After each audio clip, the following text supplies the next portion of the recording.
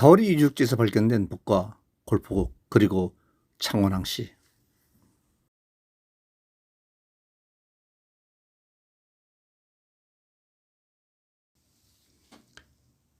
다오리 유적에서 발견된 길이 2.4m, 너비 0.85m, 높이 0.65m의 통나무관은 2000년이 지난 지금까지 가장 완벽한 상태로 남아있어 우리나라에서 가장 오래된 목관으로 화제를 모으고 있습니다. 이 목관은 발굴 직후인 1988년 8월 국립중앙박물관 보존과학실 고 이상수 실장이 보존 처리에 착수해 꼭 20년 만에 공개되기에 이르렀습니다. 목관은 당시 350년 된 참나무에 쐐기를 박아 반으로 자른 후 내부를 철제 도끼와 자기 등 도구로 파내고 다듬어 관의 몸체와 뚜껑으로 사용한 것이다.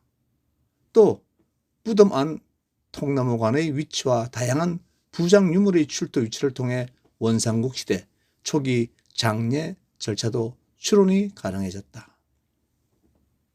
또 이 목관묘에서는 중국과의 교역 관계를 보여주는 오수전을 비롯한 한나라 시대 동정과 이 지역이 기원 전후 무렵에 이미 문자 생활 단계에 접어들었음을 추측하는 붓까지 출토되었다. 다오리 유적에서 나온 칠기류는 칠기류입니다. 57. 기원전 3세기에서 2세기경 사이에 광주 신창동 유적 출토 칠기 2점, 그리고 서기 2세기 무렵 경주 사라리 135분 출토 7초라는 칠기 일정과 그 제작 기법이 상통한다 합니다. 의창군 동읍 다오리, 이곳은 어디인가요? 1160년경에 출생하신 창원항시 호장공파 시조이신 정조호장공 황량춘께서 활동하던 지역입니다. 창원항시 호장공파 시조 할아버지께서는 어디서 오셨을까요? 저는 골포국이 서기 540년경 신라에 의해 멸망한 후 그 땅에서 끈질기게 살아남으신 골포국의 황씨라고 생각합니다. 골포국이 멸망하고 많은 황씨들은 중국과 일본으로 떠났습니다. 또는 한반도의 다른 지역으로 이동을 했습니다.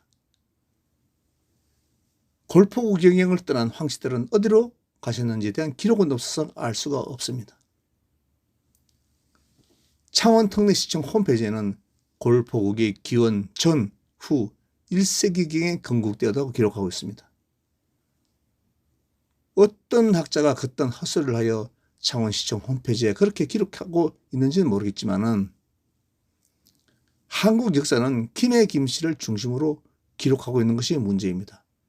그저 김수로 왕이 금강가해를 건국한 서기 42년에 초점을 맞추고 사학자들은 세상을 속이고 있습니다.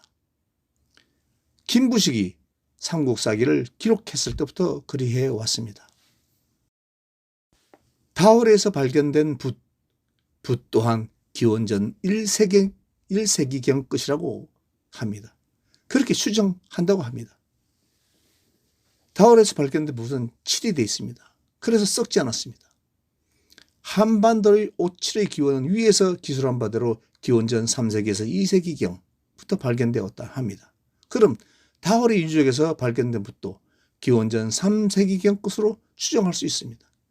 기원전 3세기경 골포국은 한자를 아는 지식층이 있었다는 것입니다.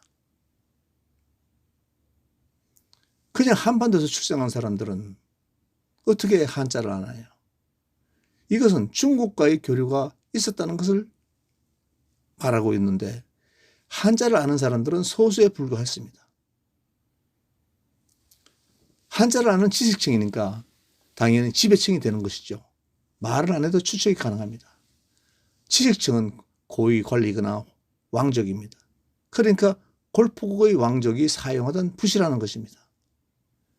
창원시청 홈페이지에 실린 골포국 역사가 기원 전, 후 1세기경이라는 기록은 헛소리에 지나지 않습니다. 중국 진나라의 효공시대에 진효공은 상항은 기원전 338년에 사명합니다. 상항을 등용하여 법과의 계통을 잇는 변법을 시행하였습니다. 법과는 아주 엄격한 법치국가의 사상입니다. 진효공은 변법을 시행함으로써 진나라를 강력한 국가로 만들었고 후일 진시황이 중국을 통일하게 만드는 계기가 됩니다. 진효공 시절의 성상은 황경수공이었습니다. 상황의 변법이 혹독할 정도로 강력한 법이었기에 많은 사람들이 원성이 자제했습니다. 황경수공은 효공에게 이 변법의 시행을 중단해달라고 간청했으나 진효공은 굴하지 않고 변법을 시행했습니다. 그리고 이를 반대하는 황경수공을 미워합니다. 이에 황경수공은 생명의 위태로움을 느끼고 동생 황경덕, 황경태의 가족들 모두를 데리고 산동 지방으로 도망을 가서 장인의 도움으로 산동에서 배를 타고 한반도로 탈출을 합니다. 이때 중국은 초나라가 가장 강대한 국가였습니다. 진나라가 강대한 국가가 아니라 초나라가 가장 강대한 국가였습니다. 기원전 648년에 중국 하남성 신양시 황추안현에 있던 황국은 초나라에 의해 멸망했습니다. 황국이 멸망하자 황국의 황씨들은 중국 전역으로 뿔뿔이 흩어지거나 한반도로 이주를 하였습니다. 그래서 황경수공의 선조들도 뿔뿔이 흩어지고 그래서 진나라로 가서 몸을 의탁했고 황경수공은 그 진나라에서 성상에 올랐습니다. 산동에서 가장 가까운 곳은 인천입니다. 그래서 어떤 책에는 황경수공 일행이 제물포로 도착해서 살았다 이렇게 기록하고 있는데 이것은 거짓입니다. 제물포라는 지명은 1400년 이후 그러니까 조선시대에 만들어진 지명입니다. 그리고 추격하는 사람들이 쫓아오면 산동에서 가장 가까운 인천에 살면 잡혀서 죽임을 당합니다. 그래서 절대 인천에서 거주하지 않았다라는 생각을 가집니다. 황경수공의 정성자인 충신공 황헐공이 한반도에서 태어나서 중국으로 돌아가서 초나라에서 공부를 하고 재상이 됩니다. 아주 유명한 재상이 됩니다. 무려 식객을 3000명이나 그려낼 정도의 세력가로 성공을 하자 이 충신군은 족보를 기록하면서 정조부이신 황경수공의 기록을 남겼습니다. 다시 말해 충신군은 한반도에서 출생한 것입니다.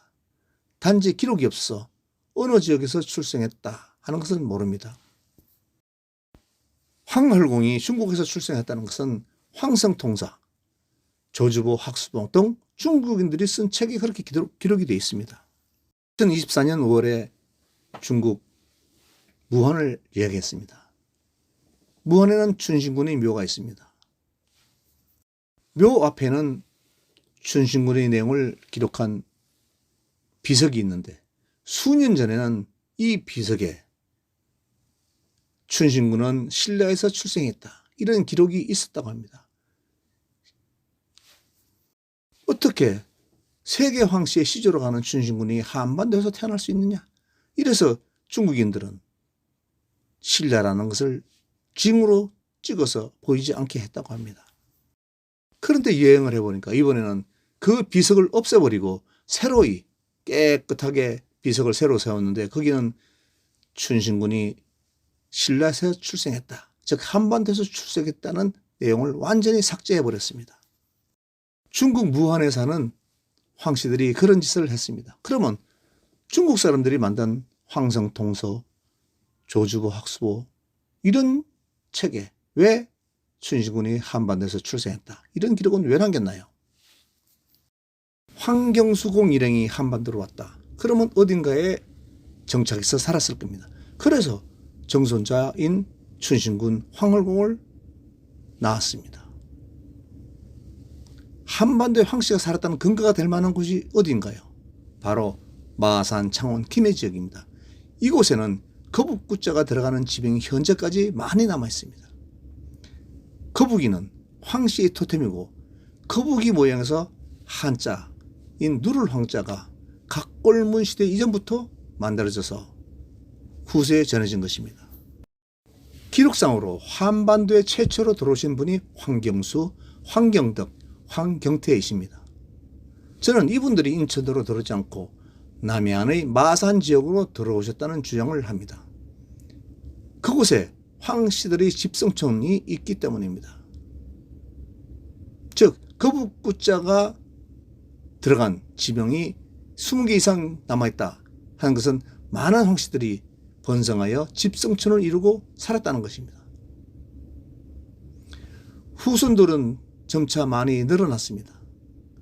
학문을 한 가문에서 그렇죠. 성상을 지내셨으니까 학문을 하셨고 당연히 후손들도 한문을 많이 익혔다. 그리고 중국과의 교류도 활발했다. 이유는 황경수공의 정손자가 초나라에 건너가서 재상이 되었기 때문에 중국과의 교류가 활발했다.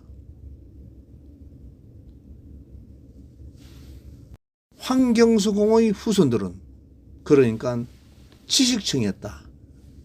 한자를 한문을 하는 지식층이었다. 그러니까 당연히 이 창원 마산 김해 지역에서 지배층으로 성장하고 골포국을 건국했다. 이렇게 주장을 합니다. 중국 초나라 역사에서 춘신군의 씨를 잉태한 여자가 초나라 왕에게 출가하여 아들을 낳습니다. 그리고 그 아들은 초나라의 왕이 됩니다. 그러니까 황씨가 초나라의 왕이 되는 것이죠. 그 후 초나라는 이대를 지탱하지 못하고 진시황에게 멸망을 하고 맙니다.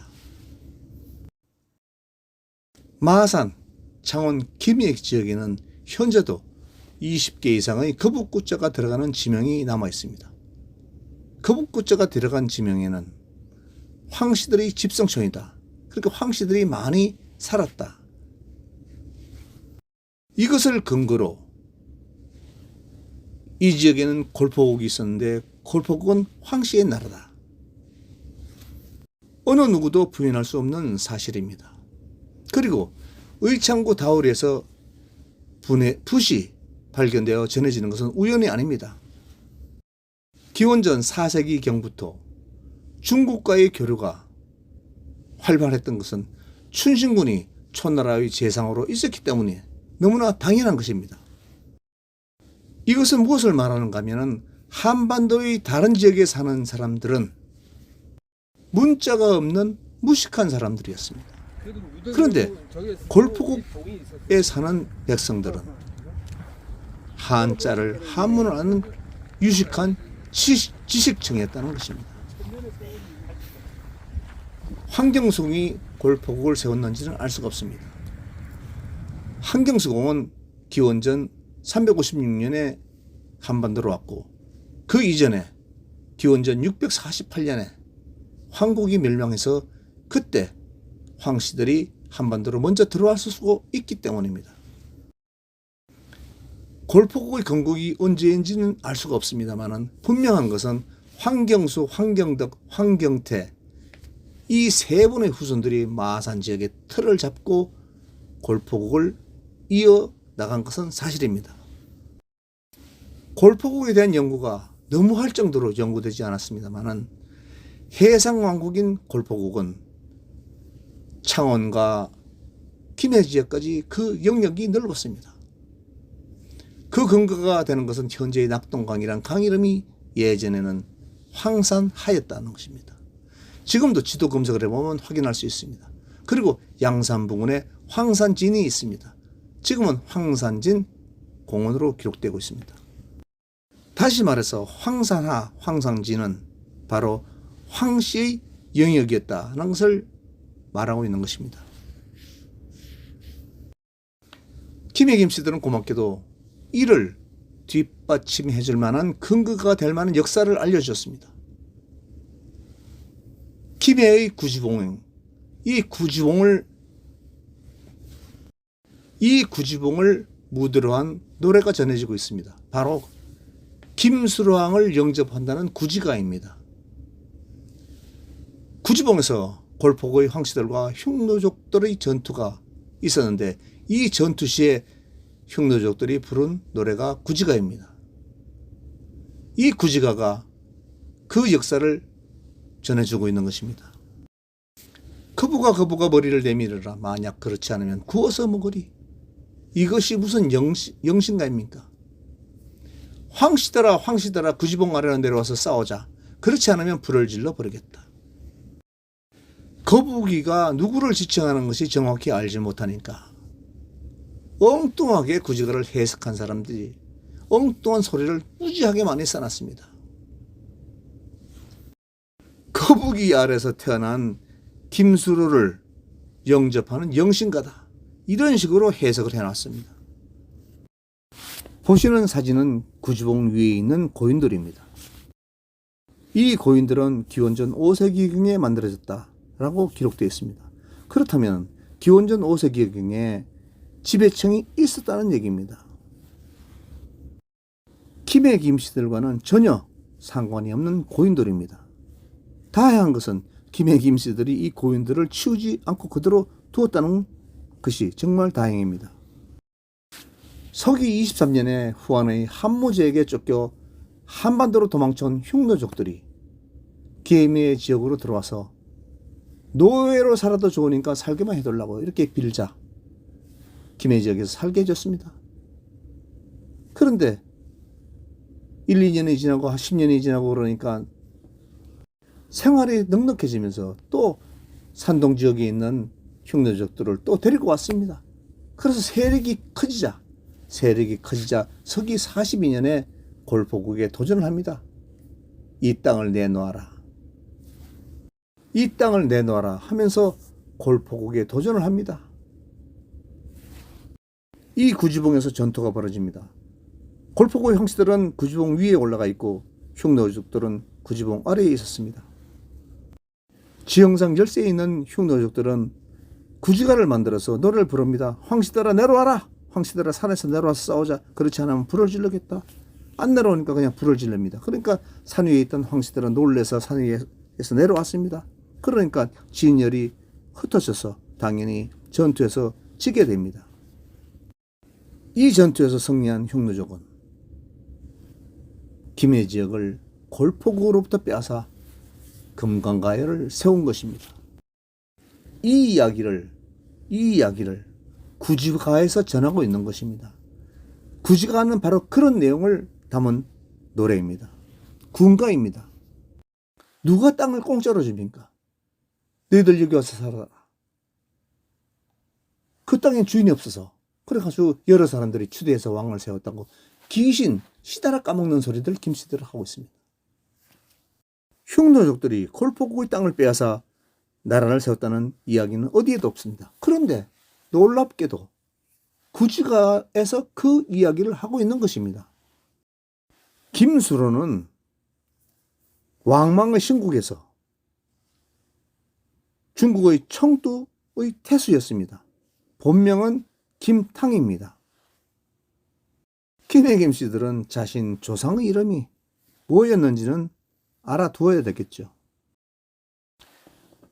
다오리 유적의 붓을 보는 순간 저는 전기가 오는 듯한 느낌을 받았습니다. 선조님들의 기운이 내 몸에 전해졌기 때문입니다. 그 후 골포국은 서기 209년에 아라가야를 공격하는 포상팔국 전쟁을 벌이고 그리고 3년 뒤인 서기 212년에 울산을 공격하는 전쟁을 치렀지만은 금강가야는 포상팔국에 대항하지 않고 그냥 항복을 했습니다. 그래서 화평하게 지냈습니다. 그렇게 살아왔던 것입니다. 그러다가 서기 532년에 금강가야가 신라에 멸망을 합니다. 그리고 골포국도 540년경에 신라에 멸망을 합니다. 골포국의 황씨들은 뿔뿔이 흩어집니다. 한반도 다른 곳으로 또 일본과 중국으로 도망을 갑니다. 그래야 살 수가 있었으니까요. 그래도 그 지역에서 끝까지 살아남는 황씨들이 있었습니다. 그분들의 후손이 현재 창원 황씨입니다. 한국의 황씨들은 2014년이 될 때까지 중국에 황국이 있었다는 사실조차 모른 채 살아왔습니다.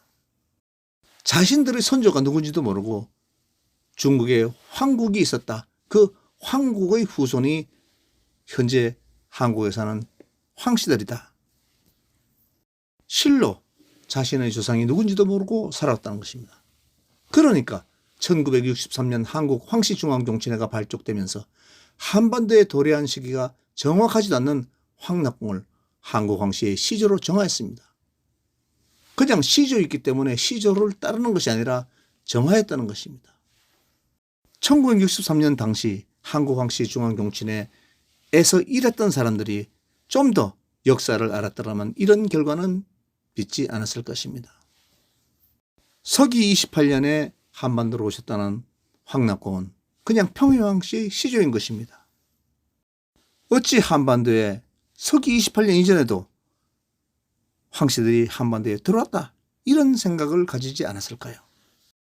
황낙공은 그저 평해왕씨의 시조인 것입니다. 한국에 있는 모든 황씨들의 시조가 아니라는 것이죠. 다월의 유적지의 붓의 발견은 1988년에 발견됐지만 이 붓의 발견은 창원 황씨들에게 엄청난 선물을 가져다 준 것입니다. 선조님들의 골포국 이야기를 들을 수 있게 해줬기 때문입니다. 그리고 아무도 관심 있게 연구해보지 않은 마산, 창원, 김해 지역에 왜 거북구자가 들어간 지명이 많을까? 이것을 연구한 분이 박동 박사입니다. 박동 박사께서 골포국과 구지가 그리고 창원, 마산, 김해 지역의 거북구자가 들어간 지명 이것을 연구해서 골포국은 황씨의 나라였다라는 주장을 하고 계십니다. 창원 황씨들에게 남은 숙제는 돈을 모아서 고고학자들에게 좀 더 골포국에 대한 연구 활동을 하게 하여서 골포국의 역사를 밝히게 해야 하는 것입니다. 그렇게 되면 골포국의 역사가 밝혀지면 한국 역사는 새로이 써야 할 것입니다. 그리고 이런 주장은 제가 먼저 한 것이 아닙니다. 2014년 한국중앙정치회장 황우여, 종사보존위원장 황양규, 사무총장 평해왕씨 황규석 씨가 중국을 오고 가면서 황낙공의 한반도 도래가 언젠가를 연구했으며 중국에 황국이 있었음을 국내에 알렸고 춘신군 이야기와 춘신군 증조 할아버지이신 황경수공의 이야기도 알린 것입니다. 대시죠. 황경수공의 일행이 어디에 살았는지에 대해서는 알 수가 없기에 거북구자 지병이 많이 남아있는 마산, 창원, 김해 지역에 황경수공의 일행이 들어왔고 그리고 황경수공이나 또는 그 후손들이 골포국을 세웠다는 주장을 제가 하고 있는 것입니다. 그 근거는 골포국은 존재했으며 그리고 마산, 창원, 김해 지역에 거북구자가 들어간 지명이 많다. 즉 황씨들이 집성촌이다. 이것은 바로 골포국이 황씨의 나라다. 라는 것은 누가 부인을 하겠습니까? 현재 창원 황씨는 27만 명입니다. 무엇보다도 누구보다도 창원 황씨들이 이 사실에 대해서 관심을 가져주어야 합니다. 이상의 해설은 창원 황씨 호장공파 28세 황정보입니다.